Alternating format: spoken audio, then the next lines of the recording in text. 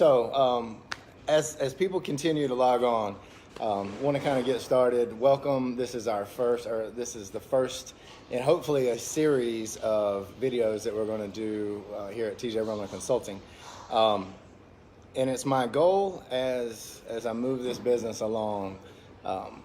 When we talk a lot about like, what's your why? When you serve your community, when you serve others, we always talk about like, what's our why, right? Well, to me, and you're a great one to use as an example for this. I'll introduce Dr. Anderson in a minute, but at his school, their motto is "It takes a village to raise a child," and that's my kind of one of my guiding principles in my work is that it takes a village to make a difference. So I don't ever want to make this work just about me. So I want to use these videos as a way to highlight other people that are doing this work in the neighborhood. And actually, speaking of neighborhood, you'll see right here, we're at Reds at 28th. If you hadn't been, come down and check them out. They're on Pendleton Street in West Greenville. They've been gracious enough to let us use the space to do these, so we appreciate that. That being said, just a little bit more about the purpose of these videos. When we talk about trauma and how that impacts people, trauma often happens through the dynamic of relationships and through community and through people that we're close to. So that being said, it's also easier, and we're more likely to make an impact on it by attacking it and approaching that through a community lens. And so that's another reason we want to highlight people. Today, this evening, I am honored, honestly, to have one of my best friends in the world, but also a colleague that I respect dearly, Dr. E.J. Anderson, who is the principal of Tanglewood Middle School, which is right down the road, whichever way I point. You may know him from being all over social media, being, most recently in Greenville Journal, through the OnTrack program. He's also a member of the board of South Carolina Children's Trust, and more and more and more. But I invited him here not because of all those accolades, but because I get to see him in intimate settings like this, conversations behind closed doors, and I know his heart. And I know he serves these kids. He's a product of Greenville High, right down the street. Even though I'm Carolina Trojans C-Train, I know he's rocking the Red Raiders on the inside. But we just wanted to have him here today to have a conversation. Do you want to kind of say anything else about just your background while we're here? Yeah, so again, I appreciate you having me today. I'm excited about where this conversation is going to go. I'm a little bit nervous because when TJ and I get going about social issues and about equity and about assets and all those things, and we go deep. So we'll try to keep it deep, but not too out there. But yeah, so my work obviously started in this community as a product of this community right down the road in Keystone Court, Cripple Creek area, which is probably 5 minutes from where we are now in West Greenville. And, I grew up with the students that I serve now. And I know what our families endured. I know a lot of the hardships that we had, but I also know, like you said earlier, the village that we had at the time. And now I can put a name to all those factors that I had in place for me and why those things worked out in my favor. And so now being able to reciprocate and try to help future generations see some of the resources that they have as well that you may not know is there. A lot of times we go and look on the outside for our answers, but a lot of times the answers are on the inside. And in my case, with my aunts and great uncles and mom and aunts and cousins, my family was my support system. And I didn't have to go looking on the outside for that. Even though we didn't have a lot of resource in terms of money, we had people as an asset. And so I think we as a community needs to understand the value of family. And I think in the Black community especially, we do value family. Yes. I mean, we adopt cousins, and so if they're your cousin, let's figure out how they can help move us forward. Yeah. So yeah. Okay. So just to kind of so you know the structure of how we're going to go. We're going to have a little conversation here. I'll probably throw out some questions. I may have to reel my friend in a little bit because I know he loves to talk. That's his passion. But if you have questions for me, but especially for Dr. Anderson, put those in the comments. I see a lot of comments. I can't always read them, so you may see me looking over here at the computer. I'm going to come back to those at the end and make sure that we get a chance to address a few of those. But when you talk about family, since we're talking about school today, And just FYI, he has no idea what I'm going to ask him. I'm nervous. I have heard you several times, but I want these people to be able to hear the story. You've talked a lot about the impact of one particular teacher on your life and how that shaped you. You already know what I'm talking about. Can you share that story briefly? Yeah, definitely. And so,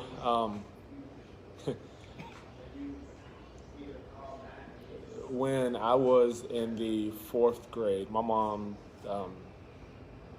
had me when she was 14.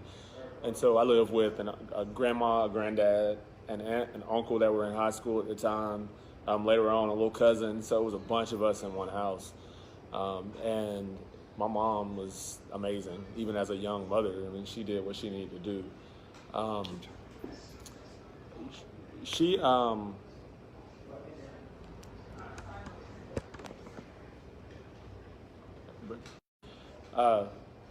When I was about in the 1st or 2nd grade, we moved actually out of the downtown area to the Berea area for a while, through a bunch of chain of events, and ended up going to Duncan Chapel Elementary School. And at the time, Duncan Chapel was not what it looks like now.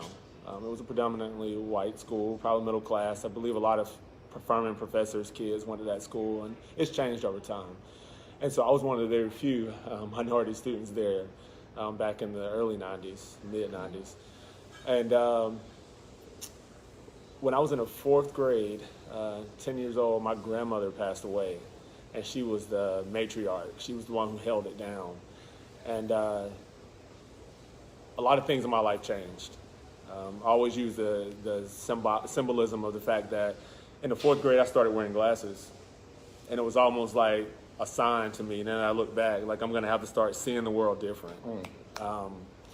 And so anyway, she passed away when I was in the 4th grade, and I had a teacher, actually 2 teachers at the time. One was Miss Jones. Miss Jones was there for me. I mean, she was an amazing educator. Still see and talk to her through Facebook, and I've actually visited her at the beach. But the other one was Miss McCoy. And what's interesting is I always thought she was a tough teacher. She was on me, but she took care of me. And I had a lot of teachers like that at the time, but most recently, this past summer, she contacted me and to come work for us at the school because she believed in what we were trying to do at the school. And so, it's funny how your journey can impact somebody else's journey. I was in the 4th grade, and the things that I've accomplished now have gone back and changed her trajectory as a result of my life. And so, the complexities of relationships and the importance of relationships, treat people right. Things that are happening to me are God. And I think what you put out into the atmosphere is what you get back. And I spent years putting hopefully good energy out, and hopefully I'm receiving that good energy now. So. You put out all the good energy, man. I try to. I know. I think that that's just one of my favorite stories to hear. The fact that I just think full circle is the phrase that comes to my mind. Mm-hmm. So that we're going to move from like a very personal story to something that if you guys haven't looked at this yet, today Greenville Online, Greenville News, you can see this. They released the first of what I believe is going to be a series called Greenville Desegregated. And I couldn't have timed you being here any more perfect because the title of this article today is Greenville Desegregation, the Academic Achievement Gap, Slowly Closing, but Inequities Persist, right? Yeah. And I know we haven't had a chance to discuss this, but I didn't realize this, but 1 week from today will mark 50 years since Greenville County Schools was integrated. Yeah. I mean, that's not long ago. No. I mean, we have kids that are going to our schools who their, grandparents went to segregated schools in Greenville County schools. Yeah. And we have people in this bar that are close to that age too, that can probably not too far away from that number. Jokes. But on the second page of this article, it shows some data from 1992, from 2013, and 2019. And we can kind of look at it. And if you guys are watching live, I encourage you to go look at this article. But it looks at black fourth graders' scores in reading and in math compared to their white peers. And in 1992, the black students performed at a 31% lower average than their white peers in math and 27% lower in reading. And in 2013, it only closed to 25, and in math and reading stayed at 27%. And in 2019, math had only dropped from a 31% gap to a 29% gap, and the reading gap actually went from 27 up to 31%. Yeah. So when you think about that, and what are some ways that, in your opinion, and I know this is a super complicated subject, the article uses the term academic achievement gap, and we tend to use terms that are more like opportunity gap or access gap. Yeah. To kind of take it away from the students not performing to maybe as a system, what can we do better? As you kind of look at that, I know you're having to process that, but what do you think of over that, and especially in relation to the recent economic mobility study that we had? Is that where you're already going? Okay, go ahead. No, I was just going to say, this is right on, spot on with what that study showed. A year ago when it was released, that 96% of people in poverty in the city of Greenville 30 years later have a 4% chance of escaping poverty.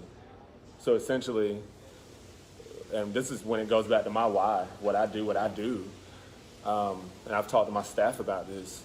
If I line 100 of my students up, and we're at a school where 93% of our students are live in poverty, essentially what I'm saying is, no matter what I say to you, no matter what motivational things I do, if you join this club or participate on that team or do all these things, then you're going to go places.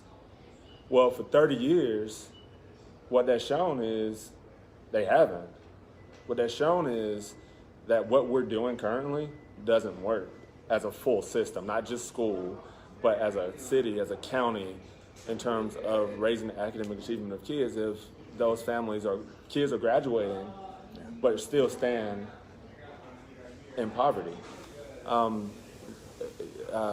When you talked about the desegregation of schools, actually Mountain View Baptist Church, Pastor Stacy Mills, he's been doing a shout out to the 5 historically black high schools in Greenville County.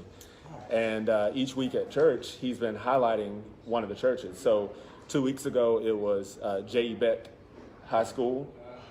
This past week, it was Bryson High School. And then and so forth, Washington, Sterling, I think Lincoln. And each week we wear the colors, and he invites multiple members of the graduating class of those schools to come back. One of the things that those graduating members, those athletes, even the kids that got caught up in the integration at the time, said was, one member of our church told the story of the first day of being integrated. She was excited because at the time it was K through 7 and 8 through 12. And she was actually going to go from 7th grade to Bryson High School. Okay. And when she got to, Beck High School. When she got to Beck High School, she was going to be going there, all black school, with a lot of students from Nicholtown area. Yeah. And she was going to be going there with her older sisters. Okay. So as she actually left 7th grade, went to high school, and the first year in high school, integration occurred, and she actually went back to Northwood Middle School. So she went from being this elementary student to a high school student back to middle. But what happened was, the first day that the school was integrated, she got off the bus, and she was excited. People didn't look like her. She was excited about experiencing something new, and they got off the bus and got things thrown at them, called all kinds of names. It was so bad, they put them back on the bus and sent them home. Well, the next day, those students came back, got off the bus, and they were ready to fight. So they fought back. And all of those students got suspended, only the black students at the time. One of the observations, or one of the key pieces that she took away from just integration as a whole, and she didn't disagree with integration, but one of the things that she took away from it was the fact that when you had all black schools, you had a strong black community. That the teachers that worked in those schools actually lived in their neighborhoods. Yeah. And they felt that there was a certain level of care and comfort around them that they didn't experience later on. There was a level of discomfort later on amongst the adults in the building. And that a lot of those black teachers, some of them stopped teaching or they all got split up. And no longer was it just community school. But also they had a black-owned dry cleaner, a black-owned soda shop, a black-owned church, black-owned, all these things in this one community. So what happened is now you got poverty, but now you don't have the community around it. And so You've kind of removed that protective factor. Right, exactly. When you talk about the ACEs and protective and resilience factors, you're thinking about that was a big piece of community. Yeah. So now you have students in poverty and a lot of minority students that are kind of reclumped, honestly, in the same area again, and a lot of the same schools a lot of times, but now you've taken a community piece away. So when I see the numbers that look like this, honestly, it's not shocking because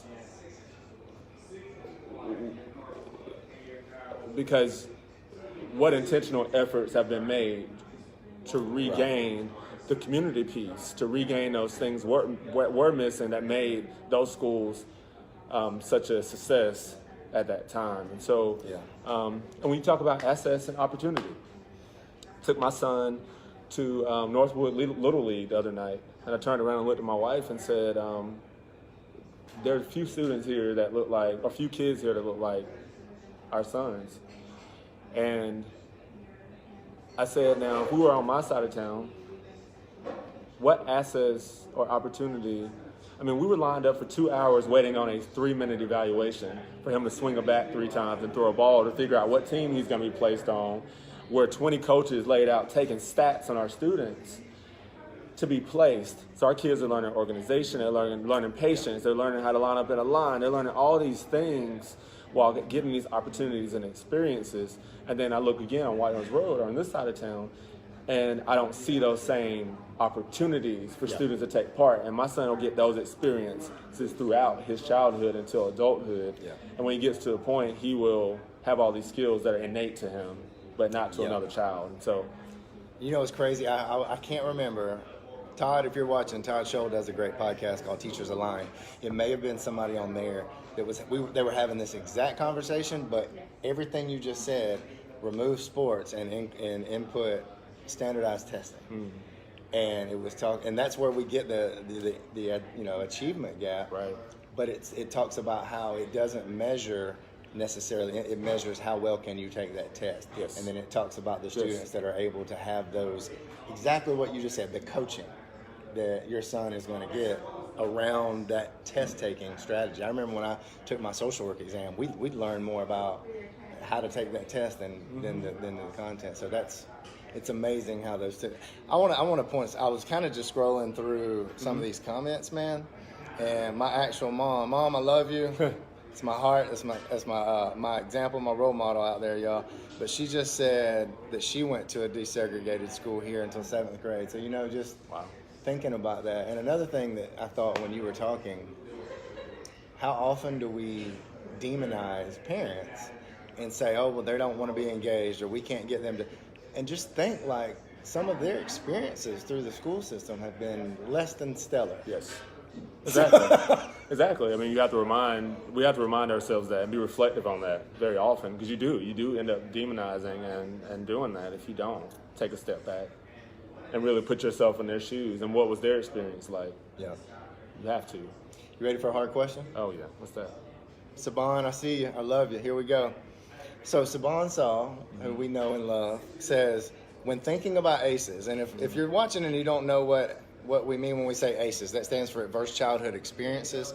The best thing I could do to advise you is go after this video, log on to YouTube and look up a TED Talk by a wonderful, brilliant woman named Nadine Burke Harris. She gives about a 13-minute talk on adverse childhood experiences, and it'll give you some context for this. But Saban says, when thinking about ACEs, how do we bring the trauma from experiencing racism into the discussion? Only appropriate, I think. Yeah, I think I was at a conference last week, and it goes back to being, especially in the classroom, in the schools, it goes back to being culturally competent. But it took a spin on what cultural competency is. Keep going. cultural competency is not knowing everything about a specific culture. It's really heavily focused around being trauma informed in the way you approach kids and approach people. And it's about approaching everybody with compassion and approaching everybody with care and concern.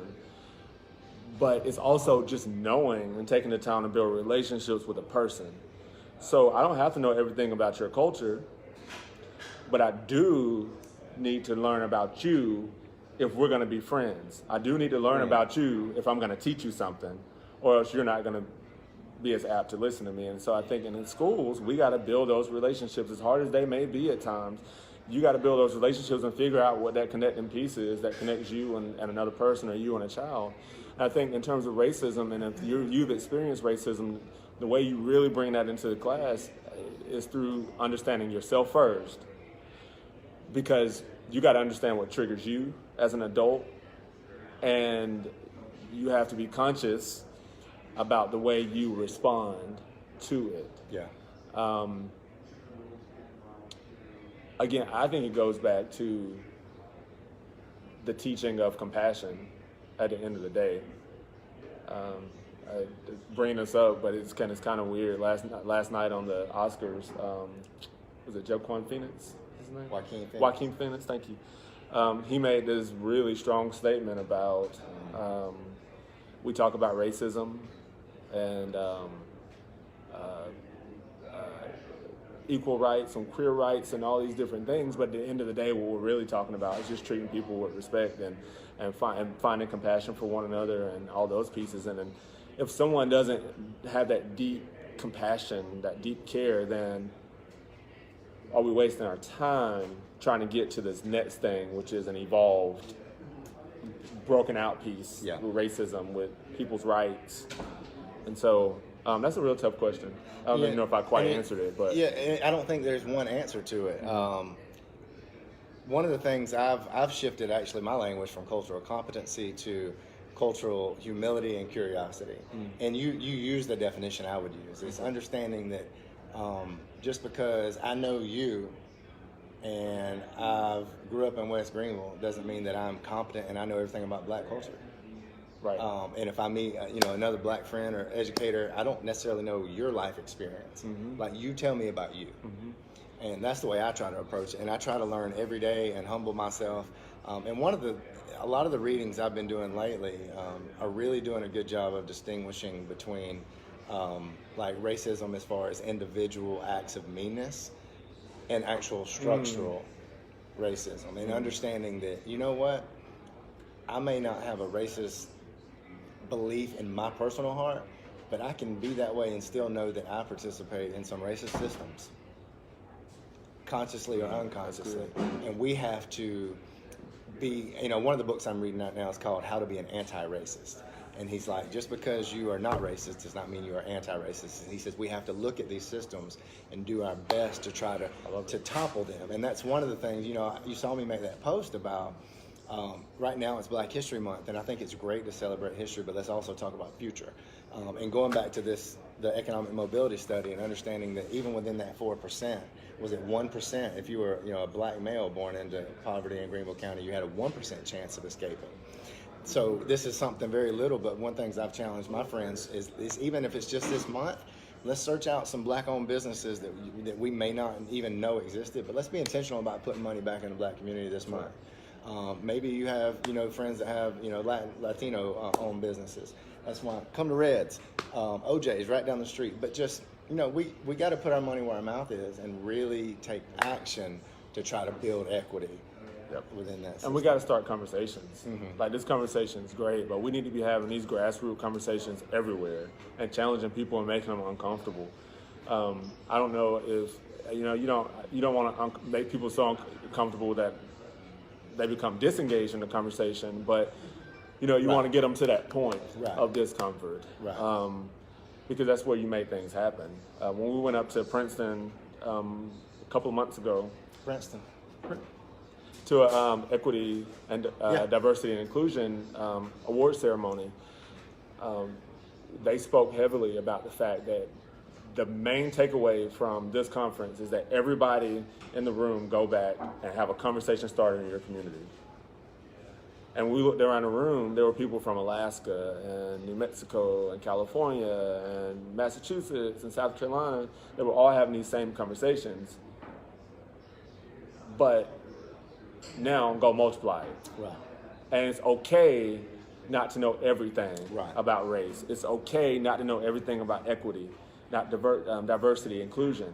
It's okay. But if you don't start it, then who's going to start it?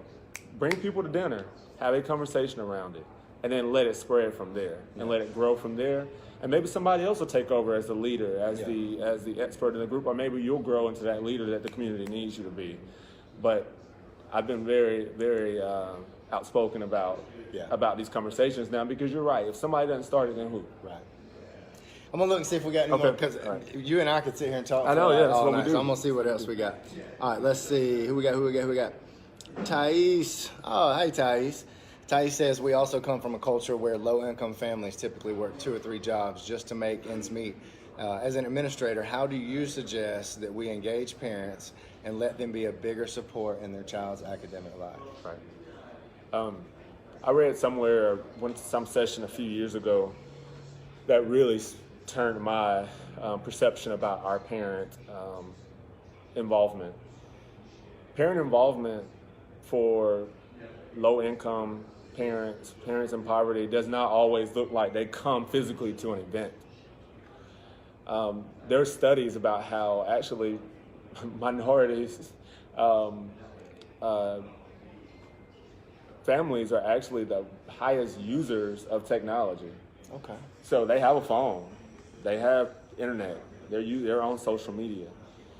And there was one school in particular that started using social media as a way to engage their parents in all sorts of contests and dialogues. For example, it's Thanksgiving, and you send something out on social media that says, hey, I want whoever sends me the top 3 family photos from Thanksgiving, we will send something home with your kid when they get back, a prize. And so that was a way, and they documented that as parent participation, because that was that way that parent engaged. I love it. In school. But why can't we do the same thing in terms of academics? Send some academic challenges out, send some things out, but you're going to get more responses that way sometimes than you would. And you're right, our attendance zone is 14 miles long, and so if we have a kid who lives at the very end of that attendance zone, then very rarely does a parent make it to school. And those big events they do, but those mini ones they don't. Right. And so let's look at new ways to engage families and start looking at it differently, not as if they're too busy or they're disengaged, but let's use what they do have, which is technology. And I think that's the way I think we can really get them involved and engaged in the academic piece as well. But we know, my thing is, and you've heard this a lot lately. You know, people have been saying, I've heard this a ton. It's you got to address what Maslow's before Bloom's. Maslow before Bloom. But that's true for parents too. It's true for everybody. Like if parents don't feel like we care about their kids and care about their community, then why do they care about the academic part? They had a terrible academic experience. So let's meet the kid. If we can reach out, we did 150 home visits last summer. We did 150 home visits the summer before. Go to them. That's engagement. They opened the door. Back up. They didn't just do home visits for kids that were in trouble. Tell them it was positive. Oh, it was yeah. relationship building. Oh, yeah. So it was very strategic and intentional. So we spent a week going out to students that were our advanced students, because we felt like sometimes they don't get the visits. Then we spent a week going out to students who do get into more trouble. We spent a week going out to our rising 6th graders. We spent a week going out. So we intentionally set up each of the weeks. We sent a team out of teachers, social workers, advocates from the community and from the organization, from the school district out. And we went out with positive messages, a list of events, candy for any kids that are in the house. And it was basically like, we're here, we're in the community, we love you, we want your kid to have the best. And we asked specific questions like, what do you want for your child? You know, what's your dream for your child? And more than not, parents said, I just want them to have a better life than I did. That's what a lot of our parents said. You know what I love about it, and I was going to say this, but one of the things we do a not great job at is asking the parents, what do you want? A lot of times we will come with an agenda and expect them to just jump on board with our ideas instead of meeting them where they are and like, let's do this together. One of the things that you hear me say a lot is, let's don't do something to somebody, let's do it with them. You know, and so we have to build that partnership with parents. So, what else we got? Any more questions? Jessica Sharp, love this. Oh, we love you too. And I hope you know you're going to be sitting in this chair soon. So my friend Stephen Causey, he's one of my brothers from a long time back. Some of the most successful parents, teachers, coaches, managers understand that how you discipline and educate is not the same for each person. It's not the subordinate's job to change, but the manager, parent, teachers, coaches to adjust their style for each person. How we educate those to understand that. How do we teach understanding different styles of learning? So, he finishes, love what you're doing, keep talking and sharing. Oh my You're goodness. smiling. So. I mean, we've talked about this before. You know how I feel about that. Yeah. I will say, from a very transparent, honest view, this year we have actually, as a school, stepped away from what you're alluding to, that individualized approach to discipline, because one of the things that a manager and administrator has to do is survey what the capacity and capability at the time of the people in the building. And at Title I schools, unfortunately, we have turnover. And when you face turnover, you have to retrain. A lot of the training that we did before in terms of taking that individualized approach to students was turned over. And so we weren't able to get it off the ground as quickly as we needed to. And so when you talk about that individualized approach, the way to do it is, like TJ said, you do it together. 2 years ago, we developed a team. I mean, we were strong. We were meeting weekly with the teachers, coaches, social workers, mental health specialists, counselors, and we developed a system that would meet the needs of each individual child. It was truly a trauma-informed system. We put it into play. It took a lot of manpower. It took a lot of hours. And then what we realized is that kids had to go through a reflective process, a restoration process with restorative practices, and they had to go through an instructional process to learn another way aside from the behavior they were exhibiting. Right. And so those three things were critical. But to do those three things took time. It does. And it took human capital, and it took human capacity. And so you got to have the right people on the team to do it. And unfortunately, I think in the system that we have now, it's hard to create the consistency amongst the adults needed to do it the right way, unless we truly invested in keeping the same people in the same place for a long time or an extended amount of time to really see a thing get some ground and build a foundation. It's hard to do it. But you continue to train, and you continue to challenge the people in the building to approach students in that way, from a trauma-informed approach, from a very conscious approach, and then employ those three things: restoration, reflection, and instruction are so key. And as a principal, I get to do that because I get to step back and have kids in my office and go through those processes.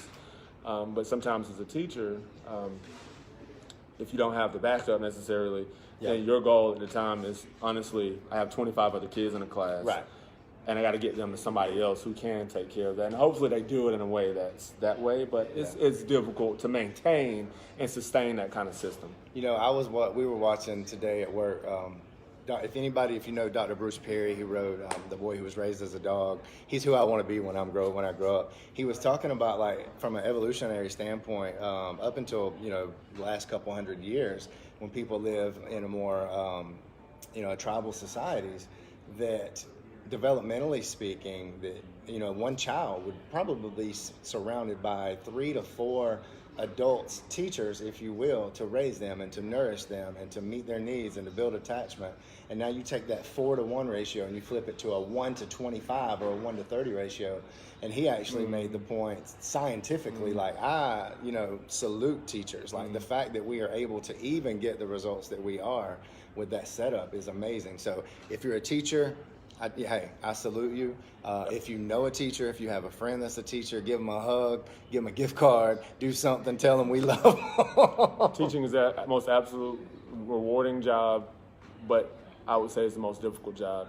We've had people who are former Marines people who are former engineers, all these different careers that have come into teaching and said, this is the hardest thing I've ever done. This is the hardest thing I've ever done. Every day, it's grinding. Every night, it never shuts off. You're thinking about kids, and you're taking on all the secondary trauma and all the issues they bring in, things they face. You're thinking about their academic progress. You're thinking about the kid that got bullied that you may not have gotten to get to. You hope they're okay when they go home, and you're calling DSS. And then you got the academic piece. I saw one of your teachers on Facebook, and you're probably watching, right before you got here, she posted, I had a personal day today, and all I could do was feel guilty because I wasn't with my kids. If you are watching, don't feel guilty. Please take don't. your time off. You know we cannot Take care pour of from you. an empty cup. But speaking of kids and speaking of shutting it off, we're about to shut this off because you got 2 kids and wifey to get home I do. too. Yeah. And I want to respect that. I told her that I was going to have you for about 15 minutes. I had you for 40. So I want to thank that. You guys, thank you for being here. But before we close, is there any last thing, any ask? You talk about being a community. Is there anything you can ask of our community to help you at Tanglewood Middle School? Yes, come volunteer your time, please. We have one volunteer that has come up to provide some academic support this year, and she is being fully utilized. For example, in the morning, she's here for 3 hours twice a week, and she's able to pull small groups of kids and really dig deep with them with reading. We know if kids cannot read, then that academic gap will continue to grow. We have 7th and 8th grade students that have a very difficult time even reading. And so she's able to pull those kids, read with them in small groups, have them feeling more confident so they're not embarrassed in front of their friends. But those little things like that go a long way. So any way that you can help, volunteer your time. We always have things for you to do. Come up to the front office, see me, and I'll point you in the right direction. But thank you, guys. I appreciate you, CJ. Thank y'all. Remember, I love you. It takes a village. Right. Thank you, sir. boy. Y'all have a good night.